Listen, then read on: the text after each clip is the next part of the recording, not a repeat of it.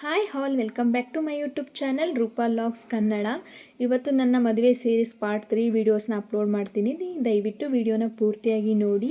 ಒಂದು ವೇಳೆ ವೀಡಿಯೋ ಅನ್ನೋದು ಇಷ್ಟ ಆದರೆ ಲೈಕ್ ಮಾಡಿ, ಶೇರ್ ಮಾಡಿ, ಸಬ್ಸ್ಕ್ರೈಬ್ ಆಗಿ.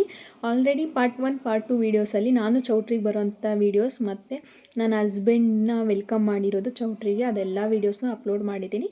ಯಾರಾದರೂ ನೋಡಿಲ್ಲ ಅಂದರೆ ಹೋಗಿ ಚೆಕ್ ಮಾಡಿ ನೋಡಿ. ಇದು ಬಂದು ಹುಡುಗನ ಕಡೆಯನ್ನು ಚೌಟ್ರಿಗೆ ಕರ್ಕೊಂಡು ಬಂದಾದಮೇಲೆ ನಡೆಯೋಂಥ ಶಾಸ್ತ್ರಗಳು. ಲಗ್ನ ಪತ್ರಿಕೆ ಓದಿಸ್ತಾರೆ ಪುರೋಹಿತರ ಕಡೆಯಿಂದ. ಆ ಶಾಸ್ತ್ರ ನಡೀತಾ ಇದೆ. ನಮ್ಮಮ್ಮ ಅಪ್ಪ ಮತ್ತು ಹುಡುಗನ ಅಪ್ಪ ಅಮ್ಮ ಎಲ್ಲ ಕೂತು ಲಗ್ನ ಪತ್ರಿಕೆಗೆ ಪೂಜೆ ಮಾಡಿ ಮತ್ತು ಲಗ್ನ ಪತ್ರಿಕೆನ ಓದೋಂಥ ಶಾಸ್ತ್ರ ಇದು. ಇಲ್ಲಿ ಯಾರಿಗೂ ರೆಡಿ ಆಗೋಕ್ಕೆ ಟೈಮೇ ಸಿಗ್ತಾ ಇರಲಿಲ್ಲ. ಬೇಗ ಬೇಗ ಶಾಸ್ತ್ರ ಮಾಡಬೇಕು ಅಂತ ಹೇಳಿ ಮಾಡ್ತಾಯಿದ್ರು. ನಮ್ಮಮ್ಮ ಅಪ್ಪ, ನಮ್ಮ ಅತ್ತೆ ಮಾವ ಯಾರು ಕೂಡ ರೆಡಿಯಾಗಿರಲಿಲ್ಲ. ಚೌಟ್ರಿಗೆ ಬಂದವರೇ ಶಾಸ್ತ್ರಕ್ಕೆ ಕೂತ್ಕೊಂಡ್ರು. ಅದಾದಮೇಲೆ ರೆಡಿ ಆಗ್ತಾರೆ. ಅಷ್ಟರಲ್ಲಿ ನಾನು ರೆಡಿ ಆಗಬೇಕಾಗಿತ್ತು ರಿಸೆಪ್ಷನ್ಗೆ. ಸೊ ನಾನು ರೆಡಿ ಆಗ್ತಾಯಿದ್ದೆ. ನಮ್ಮ ಹಸ್ಬೆಂಡ್ ಅವ್ರ ಕಡೆಯವರು ಮತ್ತು ನಮ್ಮ ಅಮ್ಮ ಅಪ್ಪನ ಕಡೆಯವರು ಎಲ್ಲರೂ ಶಾಸ್ತ್ರದಲ್ಲಿ ಭಾಗವಹಿಸಿದ್ರು. ನನ್ನ ಎಂಗೇಜ್ಮೆಂಟು ತುಂಬ ಸಿಂಪಲಾಗಿ ಆಗಿತ್ತು. ಯಾವುದೇ ಪುರೋಹಿತರನ್ನ ಯಾರನ್ನೂ ಕರೆದಿರಲಿಲ್ಲ. ಸೊ ಅದಕ್ಕೆ ಅದು ಯಾವ ಶಾಸ್ತ್ರಗಳಿರುತ್ತೋ ಅದನ್ನೆಲ್ಲ ಚೌಟ್ರಿಲೇ ಮಾಡ್ತಾಯಿದ್ರು. ತುಂಬ ಬೇಗನೆ ಆಯಿತು. ಅಷ್ಟೊಂದೇನು ಲೇಟ್ ಆಗಿರಲಿಲ್ಲ ಶಾಸ್ತ್ರಗಳು ಮಾಡೋಕ್ಕೆ. ಬೇಗನೆ ಚೌಟ್ರಿಗೆ ಹೋಗಿದ್ವಿ ನಾವು. ಅವರು ಕೂಡ ಬೇಗನೆ ಬಂದಿದ್ದರು. ಸೊ ಅದಕ್ಕೆ ನಿಧಾನಕ್ಕೆ ಕ್ಲೀನಾಗಿ ಆಯಿತು ಅಂತ ಹೇಳ್ಬೋದು.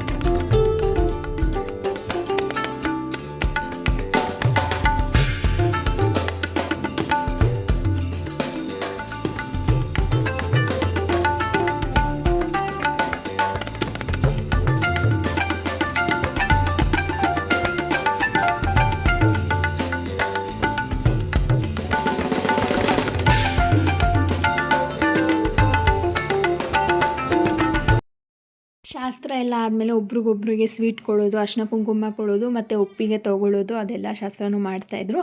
ಇದು ಯಾವ ವೀಡಿಯೋನೂ ನಾನು ಡೈರೆಕ್ಟಾಗಿ ನೋಡಿರಲಿಲ್ಲ. ನಾನು ಅದಾದಮೇಲೆ ವೀಡಿಯೋ ಬಂದಮೇಲೆ ನೋಡಿರೋದು. ಇದೆಲ್ಲ ಆದಮೇಲೆ ನನ್ನ ರಿಸೆಪ್ಷನ್ ಸ್ಟಾರ್ಟ್ ಆಗುತ್ತೆ.